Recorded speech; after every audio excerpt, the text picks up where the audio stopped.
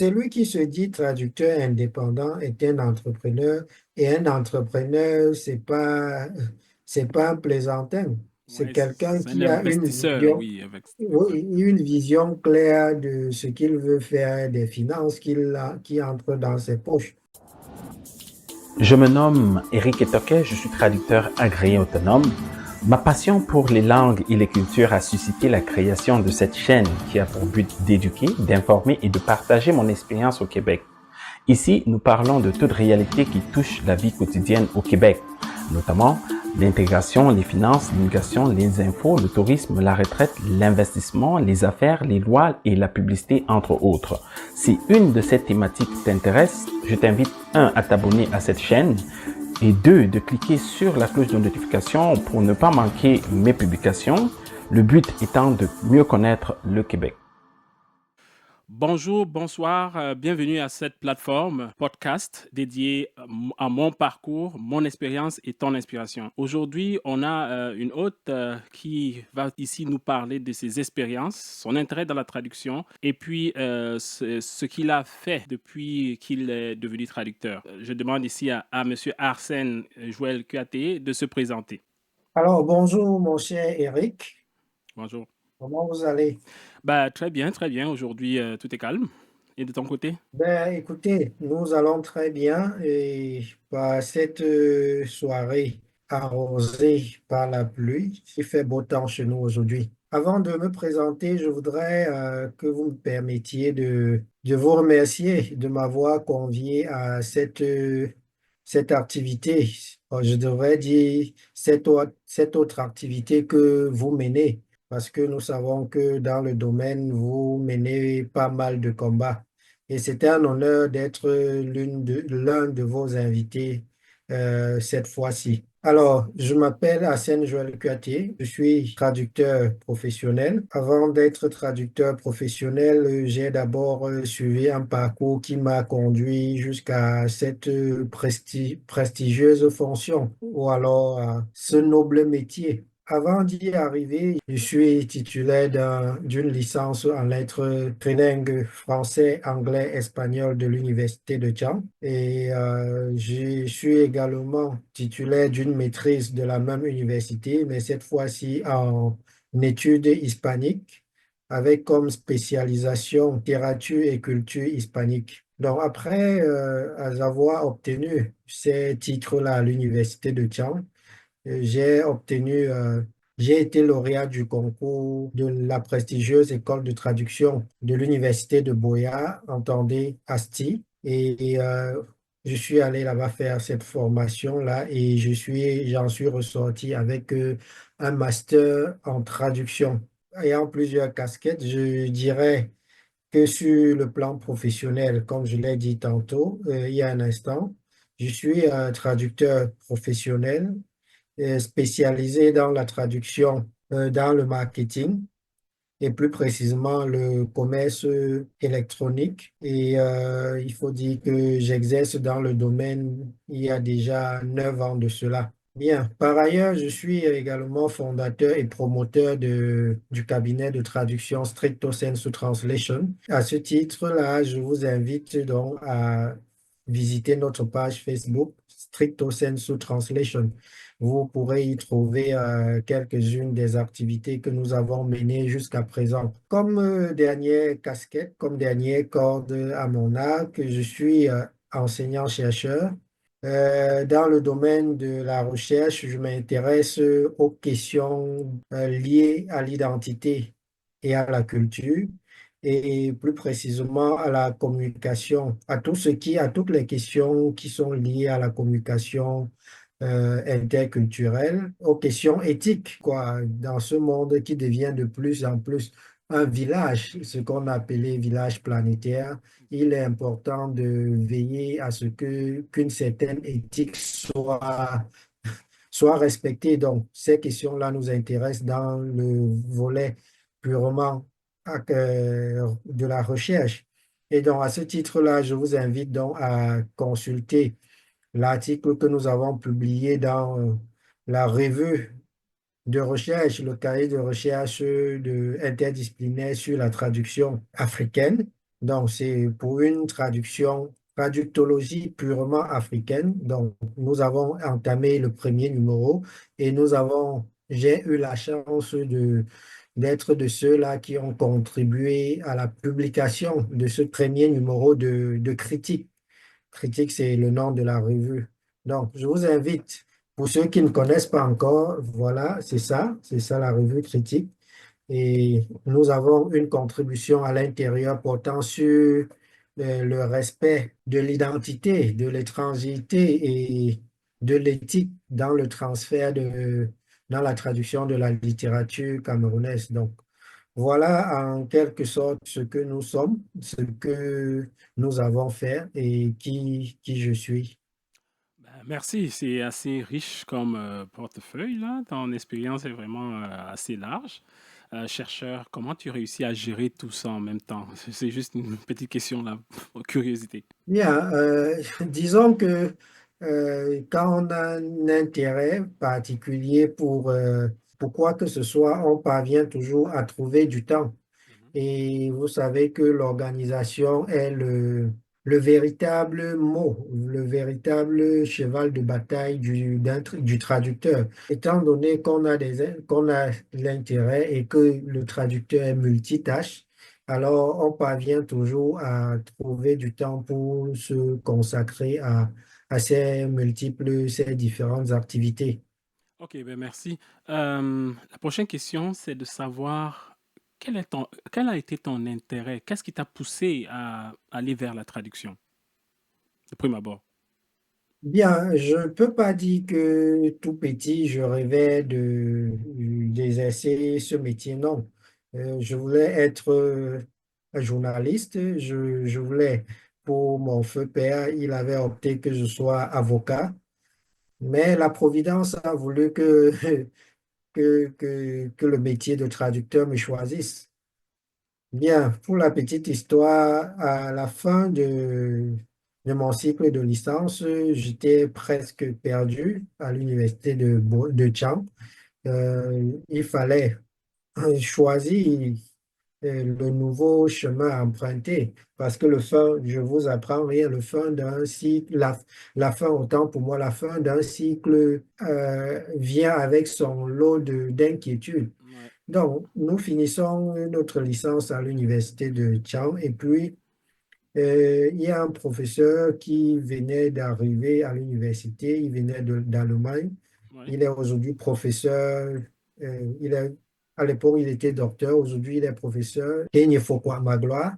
Il vient donc avec ce concept parce qu'il vient en tant, il est traducteur, il a fait des études en traductologie en Allemagne. Il vient donc créer le programme de master en traduction à l'université de Cham. Sauf que le programme est tellement coûteux oui. pour moi qui venais d'une famille pas nantie. Bon, je suis C'était à peu intéressé. près combien les frais qu'il fallait débourser? Je crois que c'était les frais d'études, c'était 650 000, je crois. Ouais, J'en parle à l'un de mes oncles qui me dit très catégoriquement et qu'il ne peut pas supporter une telle charge. Et puis bon, je me dis, je continue dans la recherche puisque c'était un domaine qui me passionnait et qui me passionne tout jusqu'aujourd'hui. ouais, Et un jour, je rencontre l'un des aînés que j'avais rencontré quand j'entrais en licence sur le campus. Mais je lui demande, mais grand frère, tu es où depuis? On ne se voit plus, je ne te vois plus sur le campus.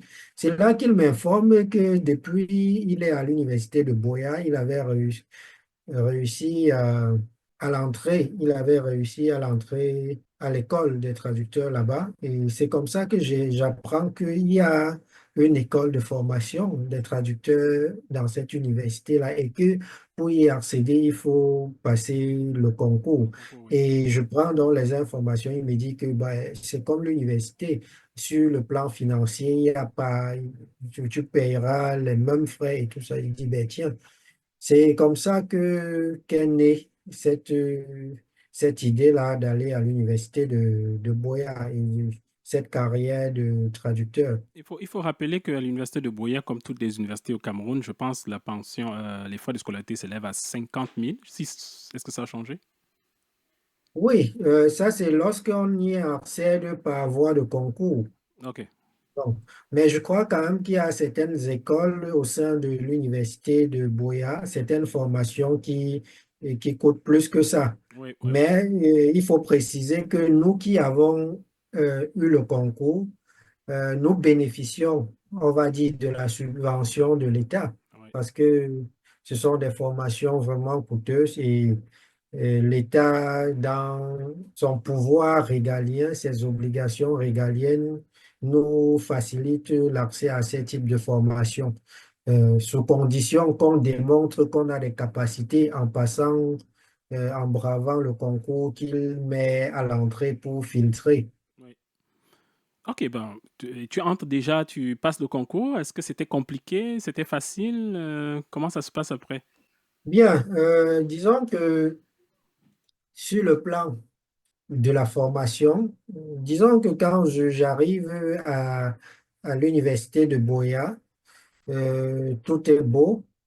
La ville de Boya est très hospitalière. La population est très aimable et la ville, elle est très belle, très propre. Nous arrivons à une époque où on préparait la venue du président de la République pour fêter le cinquantenaire.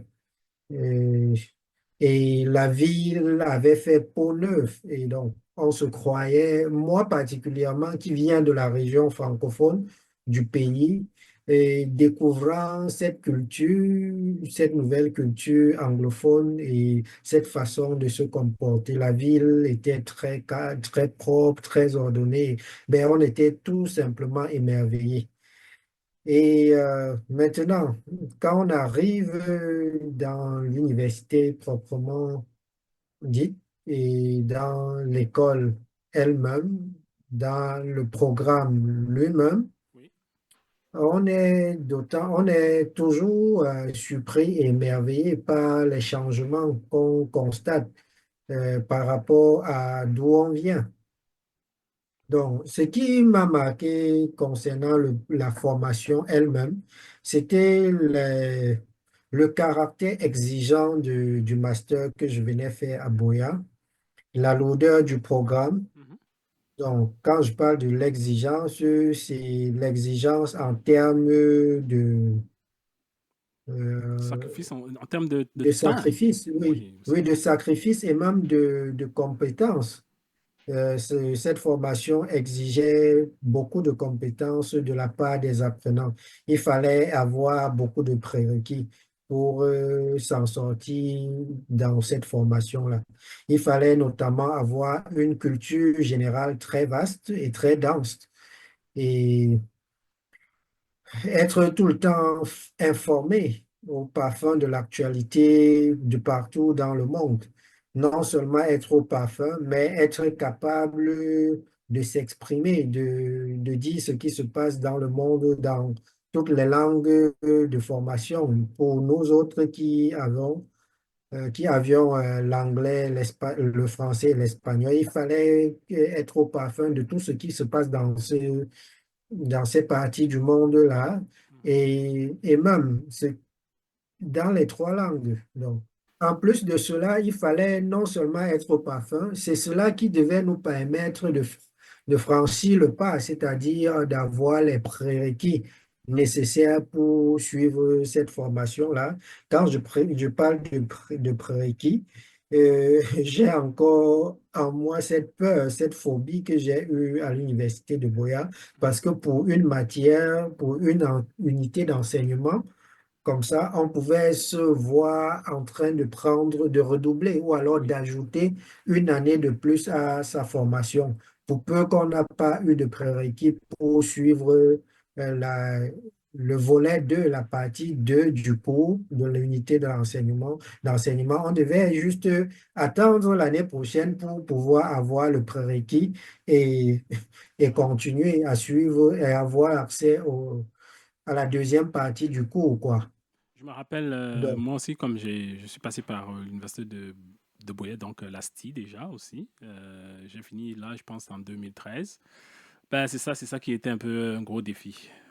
Valider un cours avant de prendre un autre cours, c'était tout un tas de problèmes. Il y en a des, j'en connais oui, qui ont passé 5 ans juste pour un voilà. master de 2 ans. Donc, je peux Mhm. comprendre ce stress. On va recadrer dans une autre approche. On va un peu laisser l'école. On va maintenant aller un peu dans ton domaine, ton quotidien. Les activités de freelance que tu mènes, est-il difficile d'avoir des clients? Et si oui, quand tu as tes clients, comment tu fais pour les retenir? Ben, je dirais tout de go, oui, il est difficile d'avoir des clients parce que notre métier, bien qu'étant un métier ouvert à tout le monde, il faut pour prospérer là-dedans, il faut montrer patte blanche. Mhm. Il faut montrer patte blanche. Ça veut dire quoi? Tout le monde peut avoir accès aux clients. Tout le monde. Ouais, Maintenant, pour avoir ces clients-là, il faut montrer patte blanche. Il faut montrer, pardon, il faut montrer à ces clients-là que ce que vous valez en fait. Donc, il est difficile d'avoir des clients, mais il n'est pas impossible de les avoir. Pour les avoir, il faut remplir un certain nombre de conditions. Bref, il y a un travail préalable qu'il faut faire. Sans te couper, est-ce que on va juste dans la rue, on cherche des entreprises, on laisse des demandes ici et là? Ça se passe comment? Est-ce que... Bon, on va regarder le cas du Cameroun après. Oui, tout dépend de la vision qu'on a de sa carrière. Tout dépend de la vision de la vision qu'on a de la profession. Mhm. Alors, pour ce qui est de mon cas, je trouve mes clients sur Internet. Je les ai trouvés sur Internet et je continue de les chercher sur Internet. Ok. C'est facile de les avoir à condition de les chercher et d'avoir ce qu'ils cherchent, ce dont ces clients-là ont besoin. Oui. Donc, c'est ce que je dirais. Pour les avoir, il faut d'abord avoir adopté une démarche professionnelle. Quand on parle de démarche professionnelle, il s'agit d'avoir les outils qui vont militer en notre faveur, qui vont militer à convaincre ces clients-là à nous faire confiance. Donc, c'est ça. Parmi ces outils-là, il faut notamment avoir un CV. Il faut avoir un CV parce que le CV, c'est la vitrine. C'est le seul élément que le client enfin, qui convainc, qui milite en notre faveur Oui. chez le client. Donc, le client, je dis, comme je dis très souvent, je ne connais pas physiquement mes clients. Et tout ce qui nous lie, c'est le CV, c'est la compétence. Et bien, après le CV, il faut avoir une lettre de motivation. Il faut avoir une lettre de motivation. Il faut avoir des lettres de recommandation ou les lettres de référence. Ouais. Donc, voilà quelques outils là qu'il faut avoir d'abord pour prétendre aller à la quête des clients. Parce que sans ça, on ne peut pas. Le client, c'est la première chose. Le client, c'est sur cette base-là que vous pouvez convaincre le client. OK. Donc, c'est ça que j'ai appelé la démarche La démarche, oui. professionnelle. Quand tu as déjà cette démarche, tu as déjà tous ces éléments réunis, comment tu fais pour trouver ces entreprises? Parce que là, tu parles du Voilà, net. Est-ce que ça, c'est quelque voilà. chose qui est possible aussi sur le terrain au Cameroun? Je ne sais pas, vu que tu es au Cameroun. C'est possible, c'est possible. Je, je vais y arriver, je vais y arriver une fois que cette démarche professionnelle est adoptée, parce que tout part déjà du mindset, enfin, de l'esprit, Oui. de la vision, oui, de la vision qu'on a. Une fois qu'on a la vision, on a la méthode, on met sur pied une méthode pour atteindre cette vision. Ouais. On a donc ces outils rédhibitoires pour une carrière réussie. Après cela, il faut actionner le volet marketing. Bien sûr. de notre profession. Et ce volet marketing-là, on va donc à la quête des clients et où est-ce qu'on va les trouver? On va les chercher, pour mon cas, principalement sur Internet. Mhm. Sur Internet, dit comme ça, c'est très vague. Sur Internet, on va viser. Ouais. On va viser des des sites Internet spécialisés. Des sites Internet spécialisés, ça veut dire des sites qui mettent ensemble les traducteurs et les donneurs d'ordre et ceux qui ont besoin des services des traducteurs. Donc, il y a des plateformes spécialisées dans ce sens-là. OK. Nous allons penser comme ça à Prose.com, qui est le plus connu à mon sens Oui. et le plus efficace aussi. Est-ce qu'il y en a Nous d'autres? avons, Oui.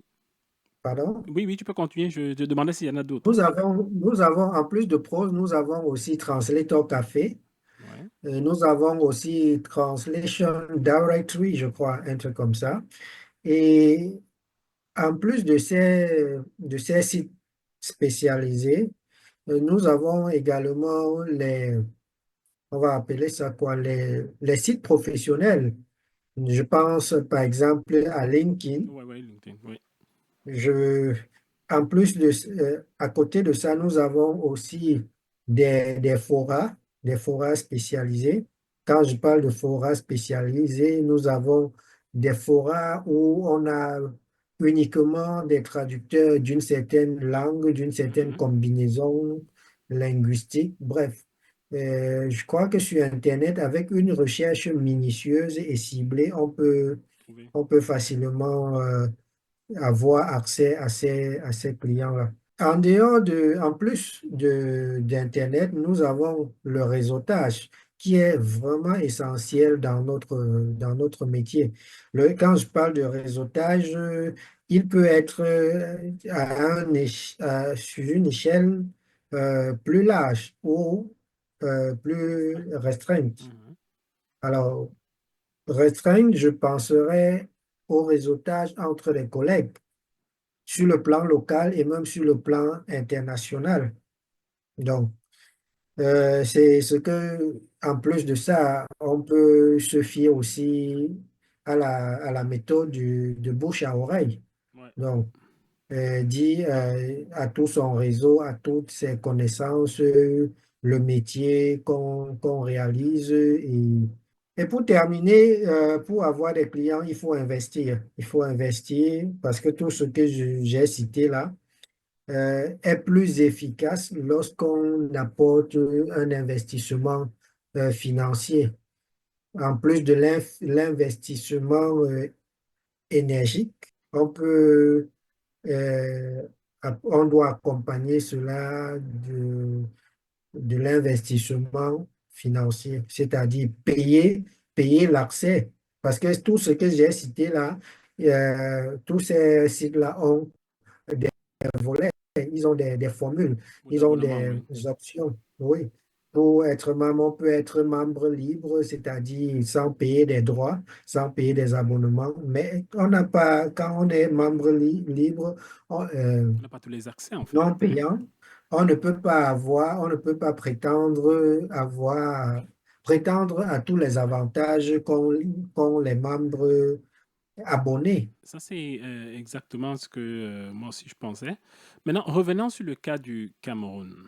Je présume que, étant au Cameroun, la majorité des contrats que tu as viennent sûrement des entreprises ou des institutions du Cameroun. Est-ce le cas? Malheureusement, non.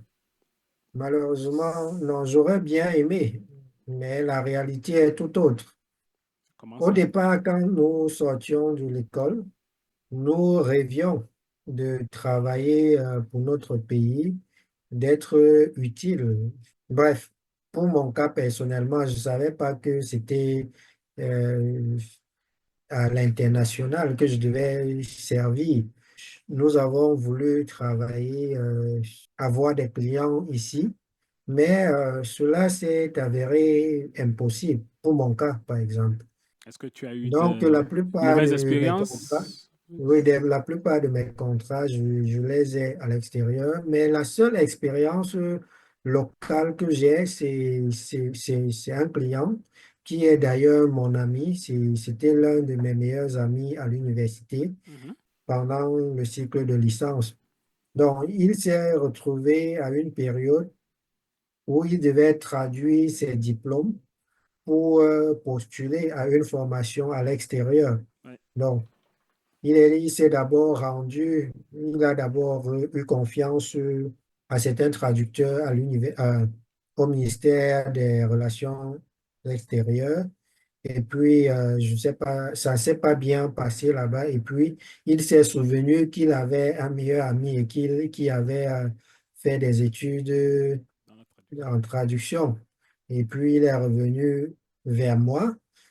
Et nous nous sommes entendus. Je lui ai envoyé une cotation Mhm. et nous sommes tombés d'accord. J'ai fait le boulot et puis il a accepté et il a payé ma facture. OK. Et je précise, je le dis toujours avec beaucoup de joie au cœur, qu'il a payé entièrement ma facture et d'un coup. Mais il faudrait préciser que la facture, nous étions tombés d'accord Oui. que ma traduction devait être, comment je vais dire, j'ai fait une traduction et puis pour des raisons qu'il ne m'a pas dit, enfin pour des raisons qu'il ne m'a pas données, il a souhaité que que ce soit que la traduction porte plutôt le cachet d'un traducteur qui exerce au ministère des Relations extérieures. OK. Est-ce que ça demande, pour avoir un cachet sur une traduction officielle, ça demande un certain type de qualification certifiée ou quoi? Quelle est la différence au Cameroun? Bien, moi personnellement, ça ne m'a pas causé un problème. Ouais. C'était un arrangement, c'était le désir du client. Mhm. Et je lui ai fait une facture, il a payé ma facture, j'ai fait la traduction, il est allé avec, le reste ne me concernait pas Ouais, vraiment. ouais. Tu as Donc rapporté c'était quoi? son souhait, Oui. c'était son souhait. Et sûrement il a eu un autre arrangement avec le traducteur qui devait apposer son cachet ou sa signature. Intéressant. J'aimerais maintenant bondir sur un fait. Tu as mentionné, comme j'ai dit, on va un peu se tutoyer si tu veux.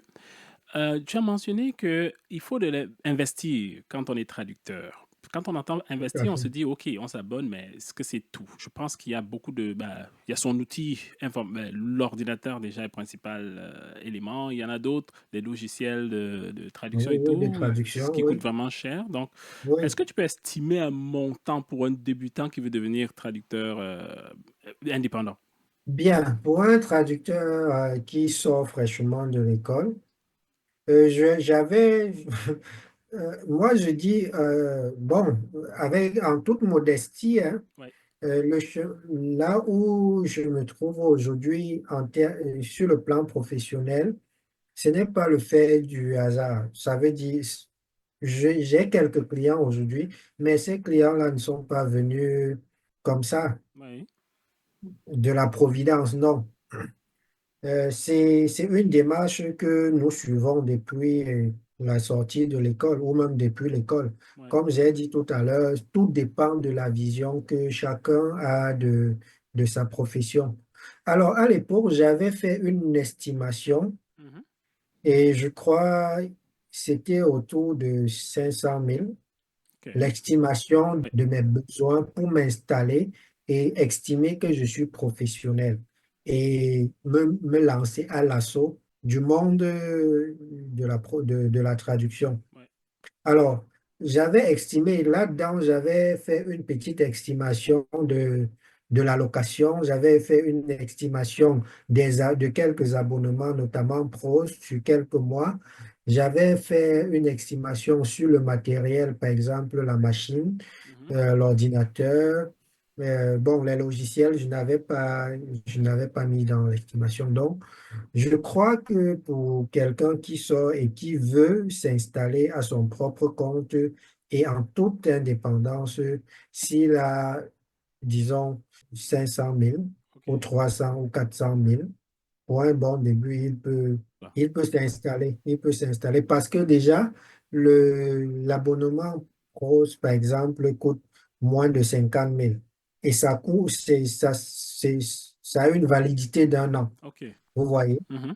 Et je suis convaincu que si pour quelqu'un qui paye cet abonnement et qu'il se met à rechercher véritablement les clients sur ce site-là en utilisant tous les outils auxquels il a accès grâce à son abonnement, il ne finira pas toute une année sans avoir un ou deux clients qui vont lui permettre de rebondir. Ouais. OK. Euh, donc, ça veut dire que vraiment, quand on regarde le schéma, en général, je constate que la plupart des traducteurs qui finissent leurs études travaillent généralement seuls, en solo, c'est-à-dire indépendants. Est-ce est-ce la normale ou il y a d'autres types de traducteurs qui travaillent peut-être, je sais pas, au sein du gouvernement ou comment est la proportion en fait? Non, non, tout le monde n'est pas traducteur freelance. Et je devrais le dire une fois de plus, avec en toute modestie, n'est pas traducteur freelance qui veut être traducteur freelance indépendant, autant pour moi, Oui, qui peut, comme dirait quelqu'un. oui, oui. Comment on le compare avec un traducteur institutionnel, les deux? Ben, un traducteur institutionnel, c'est celui-là qui a un carnaval, enfin, qui a une certaine, je vais dire, quiétude sur le plan professionnel. Il a une certaine garantie sur le plan financier, Mhm. si ce n'est que mensuel. Oui, Donc, c'est ça la différence. Et puisqu'on parle de notre cas, oui, tout le monde n'est pas traducteur indépendant. Il y a des traducteurs institutionnels, ceux qui travaillent pour le compte de l'État, ceux qui travaillent en entreprise sur le plan local. oui. Ils sont nombreux. Et à côté, il y a ceux comme nous qui avons décidé de voler de nos propres ailes. Est-ce qu'on peut comprendre euh, tu as dit que c'est pas n'importe qui peut devenir indépendant. Quelle est la Oui, difficulté, quelle est la problématique là? la difficulté, c'est qu'on est constamment à la quête de l'assurance, de la quiétude, OK. de cette garantie cette garantie salariale qu'ont nos collègues qui sont en entreprise ou bien qui travaillent pour le compte de l'État. Et l'autre difficulté, c'est que si vous ne travaillez pas, en fait, je le dis comme ça, et je crois, si, si le travailleur indépendant n'est pas tous les jours à la quête ou alors au charbon, Oui. il n'a rien du tout. Il n'a rien. Est-ce pas une bonne raison pour se dire je vais travailler pour l'État ou pour une organisation privée? Mais c'est pour ça donc que je dis que ce n'est pas un traducteur indépendant qui veut. OK. C'est bien facile euh, bref, ça dépend, comme j'ai dit au départ, de la vision que chacun a Chacun. Mhm. de sa carrière. Donc, on ne doit pas jeter Ici et là. en pâture ceux qui ont décidé de travailler en institution. Il y en a qui n'ont pas besoin, qui ne sont pas prêts à supporter le stress que, que donne Mhm. le secteur indépendant. Bref, que donne, quand on parle même du freelance, Ouais. on parlera de l'entrepreneuriat. C'est Il y en a qui exactement ça. n'ont, parce un traducteur indépendant, c'est un entrepreneur. Et l'entrepreneuriat a ceci de particulier qui est jonché d'inquiétude et de stress. Ouais. Et c'est pas donné à n'importe qui de supporter cela. Quand on parle de ça, c'est le thème que je voulais toucher, l'entrepreneuriat. la majorité, je pense que les traducteurs sont généralement un peu sur le bord d'être entrepreneurs dans tous les cas. Parce que la majorité, même s'ils travaillent pour une boîte, font toujours du travail indépendant. Ils ont des petits boulots ici et là. Est-ce qu'au niveau de l'école, parce qu'on en voit plusieurs qui sont à l'extérieur, mais qui sont en train de travailler, qui travaillent, mais qui n'ont pas des structures économiques qui peuvent leur permettre d'aller plus loin. C'est-à-dire, quand je parle de structure économique, c'est-à-dire des entreprises, se créer leur propre entreprise afin de pouvoir grandir. On constate que chacun est dans son petit coin, fait sa petite chose, et puis, bon, ne cherche pas à aller plus loin. Est-ce que c'est parce qu'on n'a pas été assez formé sur les bancs au niveau de cette formation entrepreneuriale? Est-ce qu'il n'y a pas de cours par rapport à ça à l'école? Non, je pense que la réalité est tout autre. Ce n'est pas parce, ce n'est pas parce qu'on n'a pas été formé pour ça. C'est juste parce que l'entrepreneuriat n'est pas, comment je veux dire, ce n'est pas un jeu. L'entrepreneuriat est réel.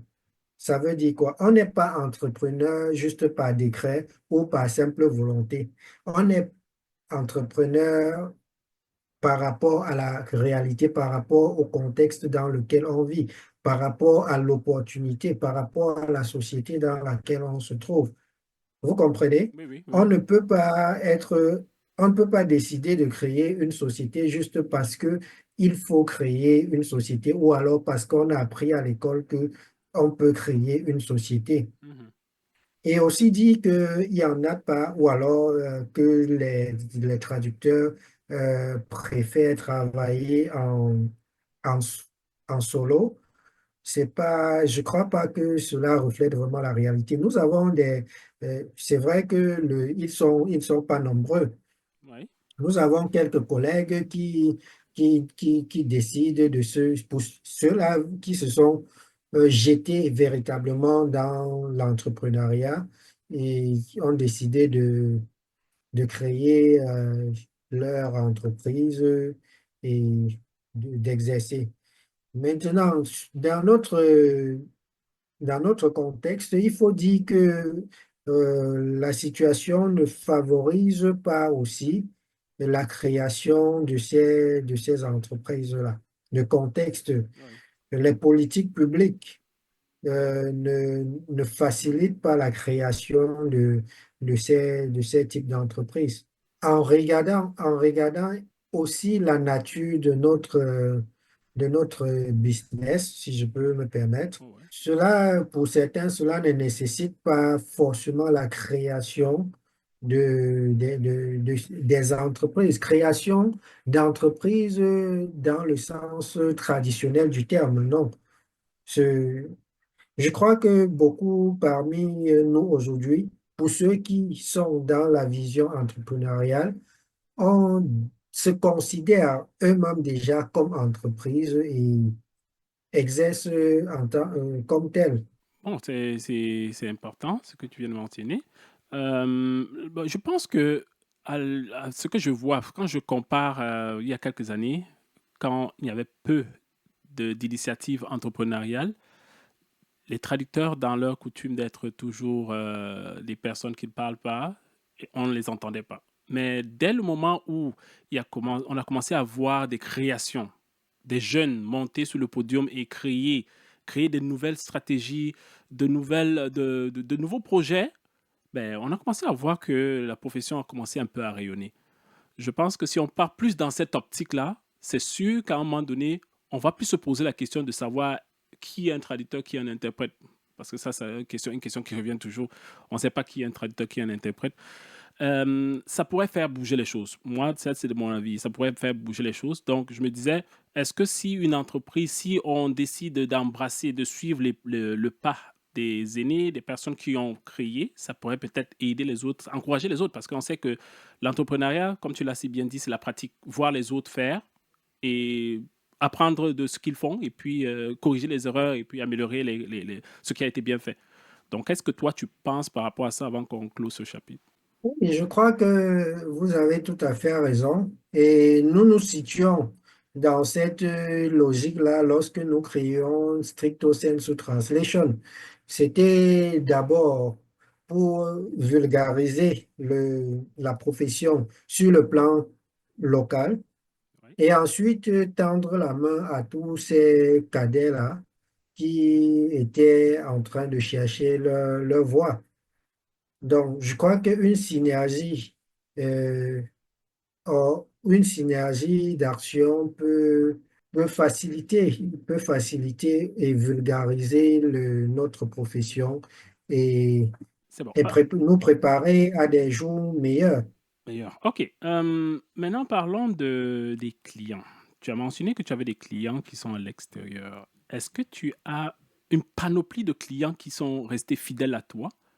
Et quand tu livres généralement tes projets à tes clients, est-ce qu'il y a de... Qu'est-ce qu'ils reprochent généralement? Comme, puisqu'ils ne sont pas sur le territoire, comment tu fais pour adapter, pour répondre à leurs besoins locaux dans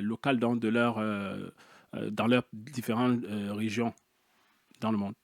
Bien, euh, mes clients, comme je l'ai dit, ne sont pas sur le plan. D'abord, je n'ai pas une panoplie de clients.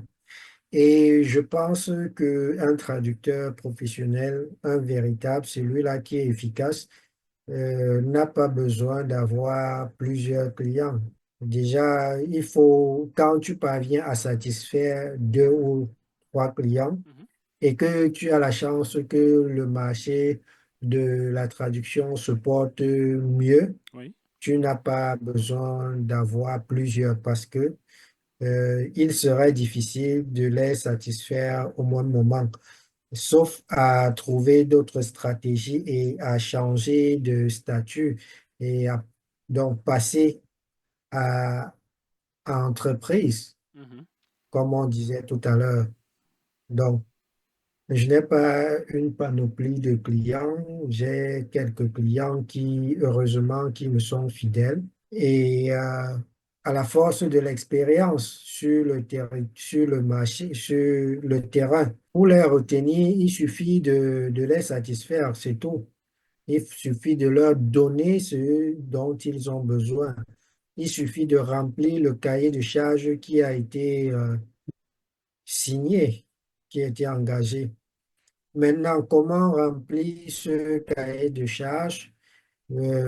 Ça, c'est pour répondre à la question comment réussir à une bonne localisation des projets de ces clients-là. Oui. Je crois que cela fait appel aux techniques qu'on a apprises à l'école. Il faut mener une bonne recherche documentaire. Et cette recherche documentaire se passe généralement sur Internet. Il faut se mettre dans la peau des consommateurs finaux de ces produits-là, de ces traductions-là, et s'exprimer comme ils s'exprimer comme ils entendraient. Alors, cela se passe concrètement à travers une recherche minutieuse, comme je disais. On passe s'informer, chercher des informations sur la culture, les us et coutumes du public cible. Des revues aussi, des journaux il faut être comme si on Oui, était là, oui. oui, il faut s'informer de toutes les façons. Se plonger véritablement dans la culture de, de ce peuple-là, savoir exactement ce que le client veut et lui donner cela. Ça veut dire quoi? Travailler d'après les recommandations et les ordres du client. Si le client veut, par exemple, qu'on utilise tel style, cela me renvoie à comment retenir les clients. On les retient en respectant leurs ordres, en respectant leur cahier leur guide de style, Oui. par exemple. Donc, parce que seul le client sait finalement à quoi est destinée sa commande, sa traduction. Il y a aussi quelque Donc, chose d'important que je voulais ajouter, c'est beaucoup de personnes, beaucoup de traducteurs ne voient pas de bon œil ça. C'est si on doute de quelque chose, c'est de pouvoir toujours questionner le donneur de travail. C'est-à-dire, si on est bloqué quelque part, ça ne pose pas problème de dire on aimerait comprendre telle chose? Est-ce qu'il y a des équivalences que le client connaît qui peut nous donner pour résoudre X problème? Et je pense qu'ils sont généralement très ouverts à nous donner le matériel.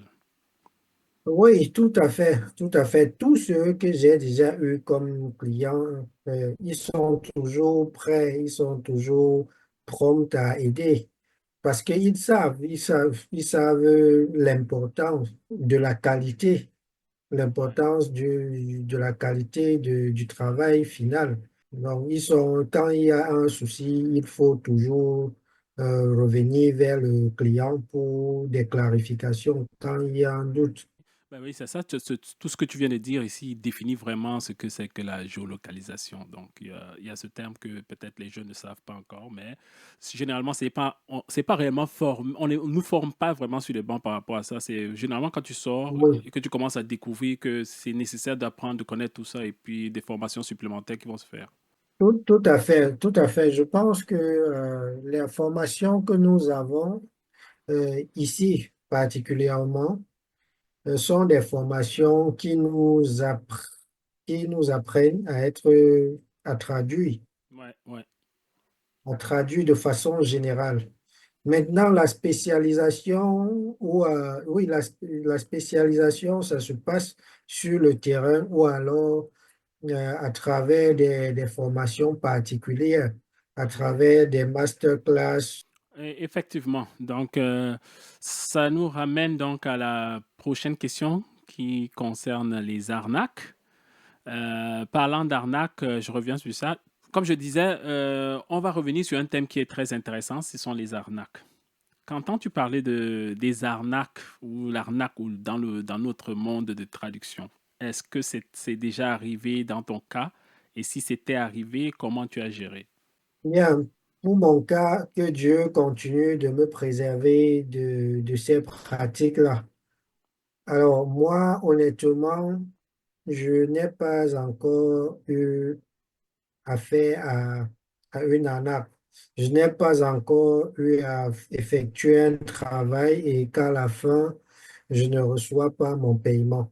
Bon, je me dis, c'est une grâce divine, mais je me dis aussi, c'est le fruit de la démarche que moi j'ai adoptée Ok. dans, dans ma profession, dans ma carrière. Peux nous Je n'ai expliquer? pas encore été Peux nous expliquer arnaqué. un petit peu ton approche? Pourquoi ton approche ici te permet pas de tomber victime de ces cas d'arnaque? Non, mon approche est tout à fait simple. Comme j'ai dit au départ, il faut avoir une vision claire de ce qu'on veut et d'où on va. Ouais, Je me suis donné comme principe de ne pas courir derrière les clients, de ne pas courir derrière les projets, courir après les projets. Donc, chez moi, ce n'est pas un projet à tout prix, non. ouais, Cela m'amène donc à faire des recherches lorsqu'il y a un potentiel projet, lorsqu'il y a un potentiel client qui se présente à moi. mhm, Donc, ce que je fais, généralement, j'effectue des vérifications avant de me lancer dans des négociations avec ce client. ouais. Donc, ces recherches-là sont très simples. Déjà, à partir du premier contact, je peux savoir si c'est un client sérieux ou pas, Ce qu'on s'il appelle, s'agit d'une arnaque ou pas. ce qu'on appelle le feelings, ton Oui, feelings. moi, généralement, je me fie à mon instinct Ouais, en ce qui concerne les projets. Je me fie vraiment à mon instinct. Quand je lis, même sur Internet, même sur les plateformes qui proposent des projets, quand je lis une offre, si mon instinct me dit, ben, tiens, fais attention, si le projet ne me parle pas, je ne continue même plus la lecture. ok, Et après, c'est sans regret, même si j'apprends par un autre collègue que ce projet était un projet qui a payé beaucoup, ben, c'est sans regret. Donc, l'autre stratégie, c'est de mener d'abord une recherche. Quand un projet m'intéresse, je mène la recherche simple sur le client, soit sur Internet, soit sur Google, Ouais. soit sur les plateformes réservées aux traducteurs, Ouais. au Généralement, on marché sait des que traducteurs. quand ces arnaques sont courantes, c'est sûr qu'elles se sont produites quelque part. Et généralement, il y en a des personnes qui vont se dire, dès que tu présentes l'affaire, ils vont te dire non, moi j'ai. Ils vont quand même te guider, ils vont te dire qu'ils en ont Oui, eu oui, un cas comme ça. oui, tout à fait. Tout à fait. Aujourd'hui, nous avons même des groupes, comme je parlais dès l'entame de cet entretien, Mhm. des forages Ouais. réservés aux traducteurs des combinaisons. J'ai la chance d'avoir un groupe de traducteurs éparpillés dans le monde, mais la plupart sont des Occidentaux. Ouais. Ce sont les Occidentaux. Et puis, quand il y a un doute, c'est vraiment un groupe d'entraide. Donc, quand il y a un doute sur un client, quand il y a même une difficulté de traduction, il suffit de demander de l'aide là-dedans et puis il y a une réponse. Tout de suite. Donc, concernant les projets, je procède pareillement. Et en plus de ces forats-là, il y a l'outil très efficace de prose.com Mhm. qui est le tableau bleu, ce qu'ils appellent le Blue Bot. OK. Et c'est un tableau qui répertorie les clients. Enfin, c'est un tableau où les clients, les traducteurs viennent laisser leurs avis OK. Ouais. sur des clients potentiels, sur des donneurs d'ordre. Ouais. Une recherche dans cette base de données permettrait d'échapper à une arnaque. Ouais. Ça, c'est clair. Bon, je n'ai pas été victime, mais Mais, exact, c'est ce que je voulais poser comme j'ai des question. collègues, j'ai des collègues qui ont été vraiment touchés par ces arnaqueurs. Si bien qu'à chaque fois que l'occasion se présente de parler des arnaqueurs, ils sont malades. On sent leur peine lorsqu'ils parlent de... Je pense qu'on va ouvrir tout un chapitre pour ça, juste parler des arnaques. C'est pas aujourd'hui, Oui, mais on va trouver une solution par rapport à ça pour pouvoir aider les jeunes de traducteurs, ceux qui voudront peut-être changer de métier pour venir nous accompagner, de pouvoir éviter ces erreurs-là. oui, Euh, ça sera très intéressant et très riche parce que là, ceux qui ont été victimes exact. viendront faire leur témoignage et ce qui sera très intéressant, sera de savoir ce qu'ils sont devenus après ces arnaques-là. Ça veut dire quoi? Quelle stratégie ils ont Adopté. adoptée pour ne Mhm. plus être victimes de ces pratiques-là? Donc, je crois que ça sera une très bonne thématique pour la suite de ces entretiens. Ok, ça nous ramène maintenant à un autre sujet. On parle ici de cash, parce que ça, c'est le côté... ben, toute personne qui travaille a besoin de rémunération. Donc, on veut parler ici de comment est-ce que tu vois la rémunération dans notre corps, que ce soit les travailleurs indépendants, que ce soit les travailleurs, les traducteurs institutionnels qui travaillent pour le gouvernement ou pour les institutions privées. Est-ce qu'il y a une comparaison à faire pour ces deux catégories de personnes ou traducteurs? Les travailleurs, comparaison, je crois que j'ai déjà fait cette comparaison. J'ai essayé il y a un instant Mhm. de faire cette comparaison-là. Ici, oui, ici, on va parler Le un peu de cash, traducteur, du côté cash, oui. oui. La plus grande différence entre les deux, c'est que le travailleur institutionnel a une garantie salariale. On peut Il a cette chiffrer. Est-ce garantie. qu'on peut chiffrer, Jean? Je veux une comparaison, c'est-à-dire au niveau du Cameroun. Quelqu'un qui travaille pour le gouvernement, est-ce qu'il gagne mieux sa vie qu'un travailleur indépendant, traducteur indépendant? C'est bien facile de répondre, ça sera très facile de répondre à cette question. Mais si on veut être honnête, Ouais, on dira que tout dépend. Dit que le traducteur indépendant gagne mieux sa vie serait très facile et serait même pas une vérité parce qu'il ne suffit pas d'être traducteur indépendant pour gagner sa vie. Non, Je dirais par contre que le traducteur indépendant, sérieux et vraiment professionnel gagne mieux sa vie qu'un traducteur institutionnel.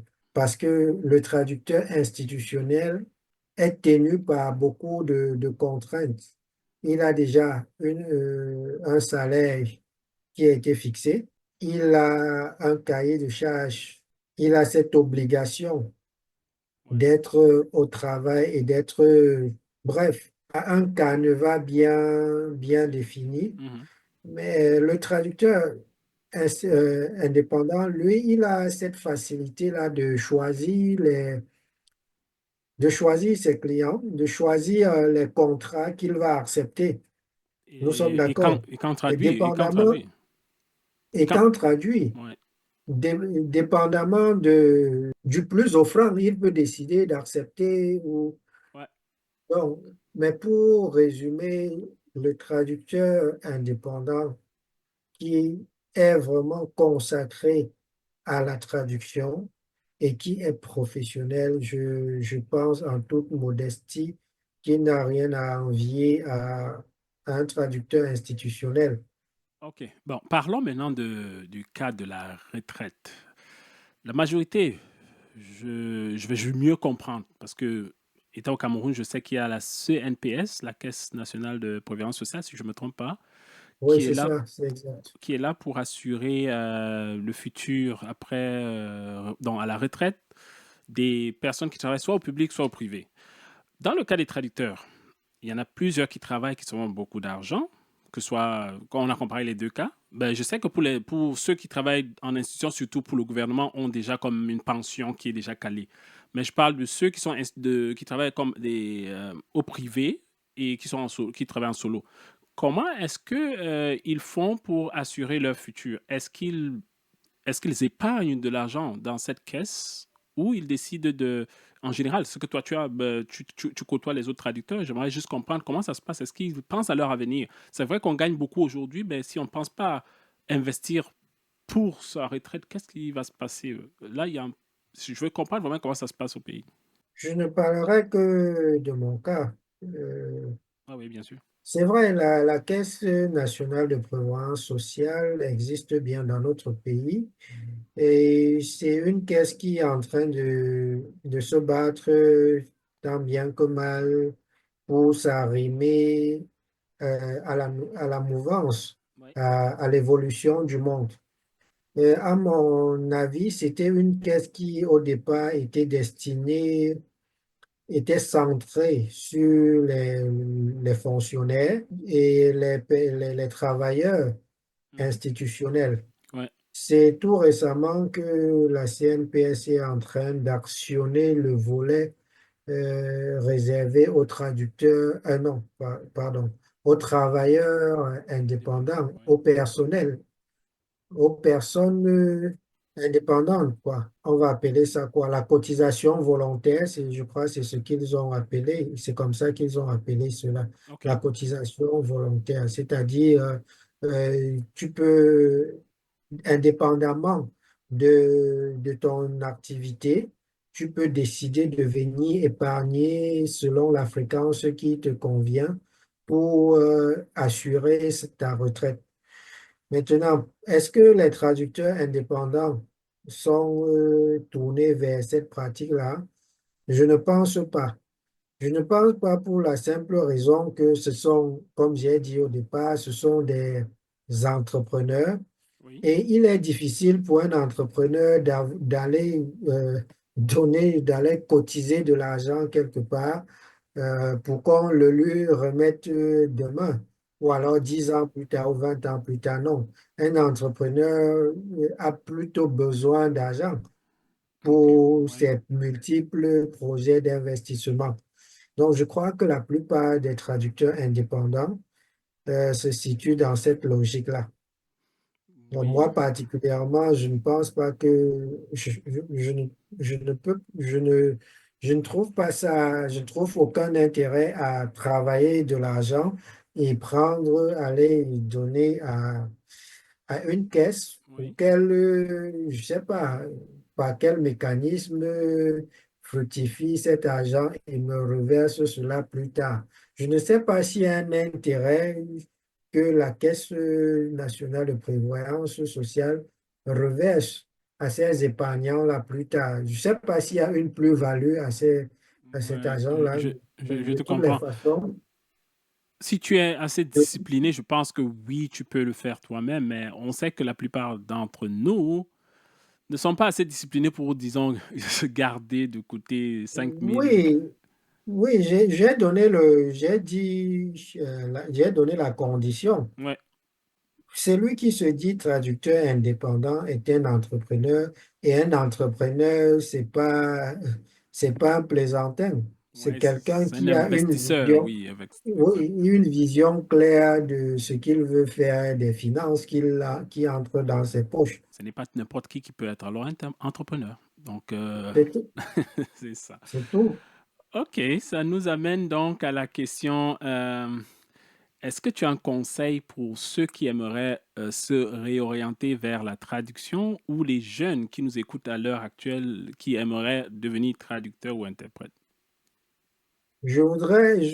Tout ce que je leur dirais, c'est de se poser la question de savoir s'ils sont véritablement prêts pour embrasser ce métier, Oui. parce que je leur dirais que c'est un métier très exigeant sur tous les plans. Je venais de parler de l'exigence en ce qui concerne le, les finances, la gestion des finances. Il faut déjà être exigeant La sur ce formation, plan-là. sur plusieurs plans, Oui, l'organisation, oui, toujours. Ouais. quand je parle d'exigence, il faut d'abord être organisé, exigeant envers soi-même.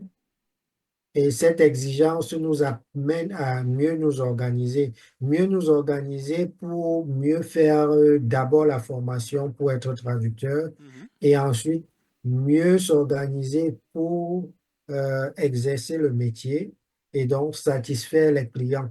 C'est un métier, je leur dirais que c'est un métier très exigeant, comme je disais, et qui nécessite beaucoup de sacrifices. OK, ben merci, merci. On va pas clore notre entretien sans parler de l'IA, l'intelligence artificielle. Elle est venue s'asseoir, elle touche d'autres corps. Est-ce que tu penses que bientôt ça va être la fin pour les traducteurs? Laissez-moi rigoler.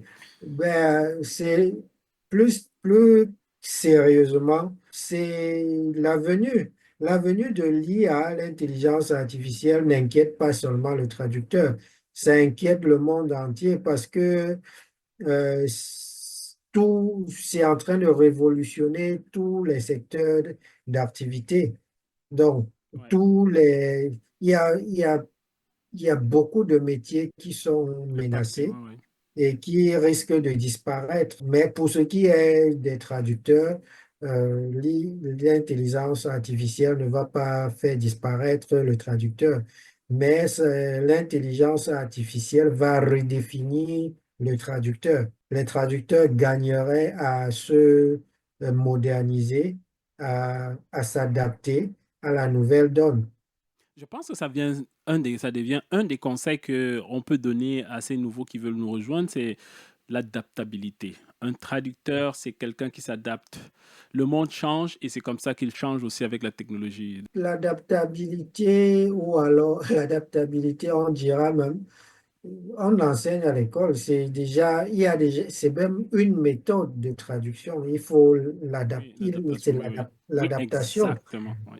Et l'adaptation, là, je vais dire, sort même du cadre purement de la traduction comme pratique, mais entre également dans l'être du traducteur. Ouais. Le traducteur est celui-là qui non seulement s'adapte dans son processus de traduction, mais il s'adapte dans toutes les circonstances. Et on sait aussi que les gens disent, moi je pense qu'on est arrivé à un moment où on a plus besoin d'informations. L'IA revient avec plus d'informations parce qu'il y a beaucoup qui va être généré et qui veut dire qu'il y aura du matériel à traduire. C'est sûr, l'être humain sera là pour pouvoir aller plus vite. Au lieu de traduire peut-être une page en 3 heures, Ça va peut-être être 10 pages en 3 heures, on ne sait jamais. Oui, Dans le tout volume à fait. augmente. Oui, donc c'est tout à fait Tout, correct là.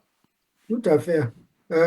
Mais pour être honnête, Oui, l'intelligence artificielle a impacté le domaine de la traduction. Mais avant même l'intelligence artificielle, euh, bref, ce que je voudrais dire, c'est que le monde évolue et nous ne pouvons pas arrêter l'évolution du monde. Avant, nos enseignants n'ont pas eu les les outils réalités. les TAO, les outils d'aide à la traduction, Oui, ils n'en avaient pas. oui, ils n'ont pas eu tous les outils que nous avons eu aujourd'hui. Est-ce qu'ils ont eu plus d'argent que nous? Je ne sais pas, Ouais. peut-être. Mais ce que je sais aujourd'hui, c'est que nous traduisons mieux aujourd'hui que nos enseignants avant parce que nous avons une facilité d'accès à l'information.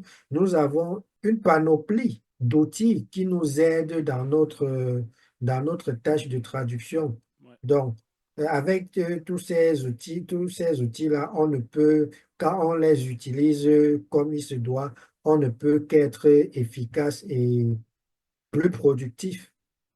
Ok, ça nous amène à la dernière question, qui, je commence par oui ou non.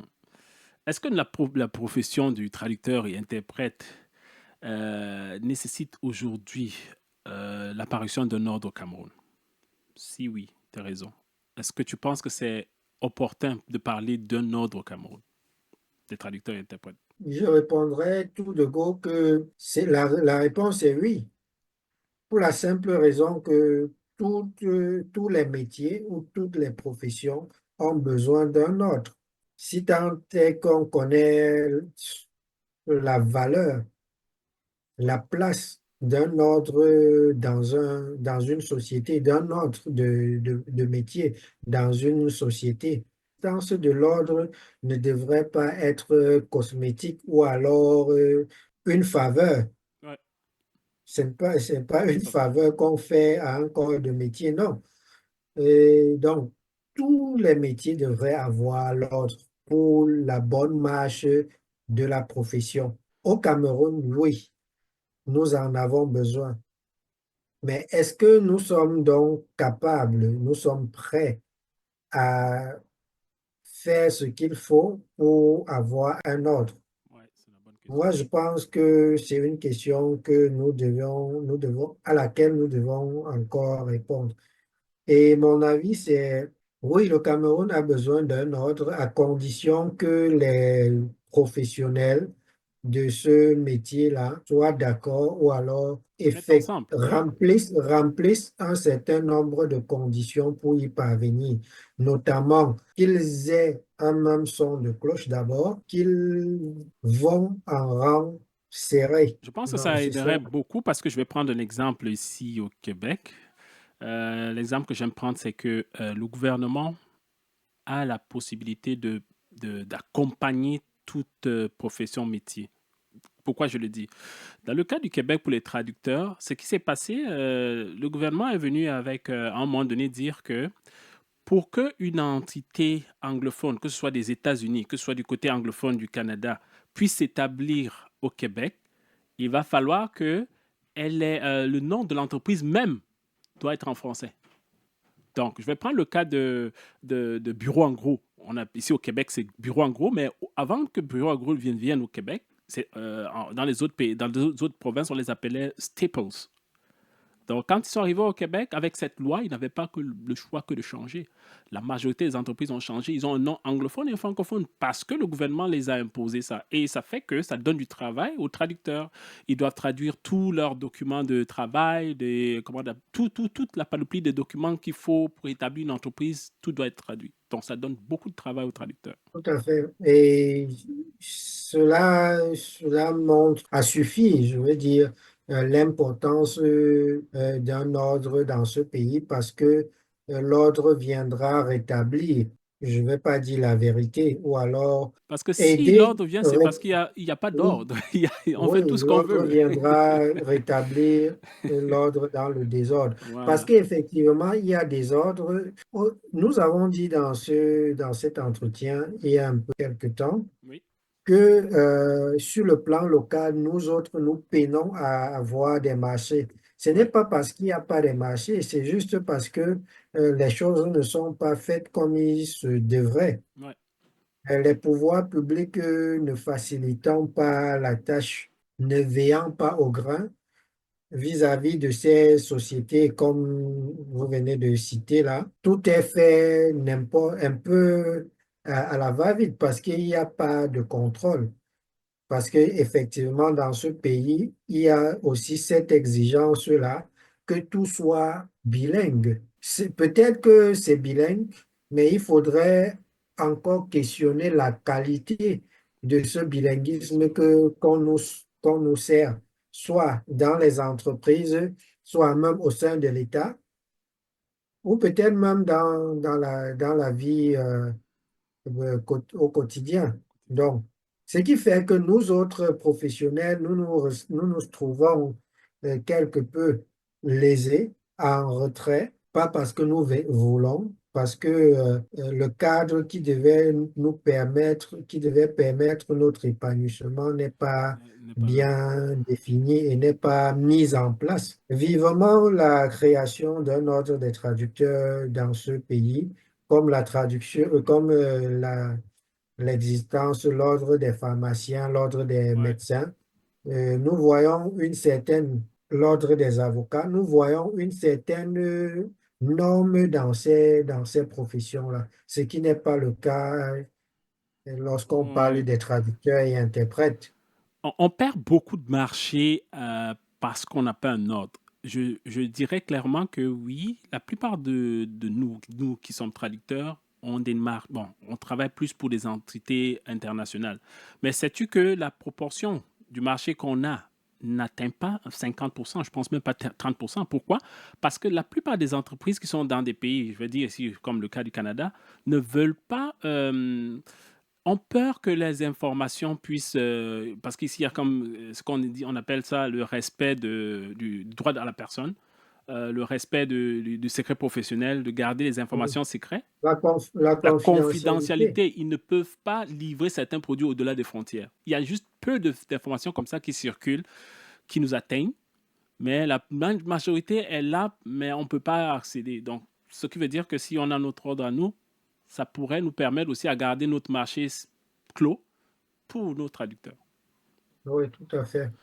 Ça met fin à notre entretien. Donc, je te remercie beaucoup d'avoir participé. Et je pense qu'on aura d'autres sujets dans le futur dans lesquels on pourra échanger encore. Je veux juste rappeler que notre programme ici essaye, n'est-ce pas, de mettre la lumière sur notre profession, d'encourager ceux qui veulent joindre la profession et de pouvoir aussi clarifier, de montrer qu'on est présent afin que les autres puissent solliciter nos services. Donc, si tu as un dernier mot, tu peux parler. Ben, écoutez, c'est un plaisir, c'est un plaisir énorme de contribuer à l'avancement de notre profession, de notre métier. Et si notre modeste contribution peut aider à bouger quelques lignes ou alors aider quelques personnes de quelque manière que ce soit à trouver satisfaction dans leur carrière, alors nous n'en serons que réjouis. C'est un honneur et ça sera toujours un plaisir d'apporter notre modeste contribution en ce qui concerne les questions liées à notre profession. Merci et passez une agréable fin de journée ou bonne nuit à ceux qui dorment déjà. Bye bye. À bientôt.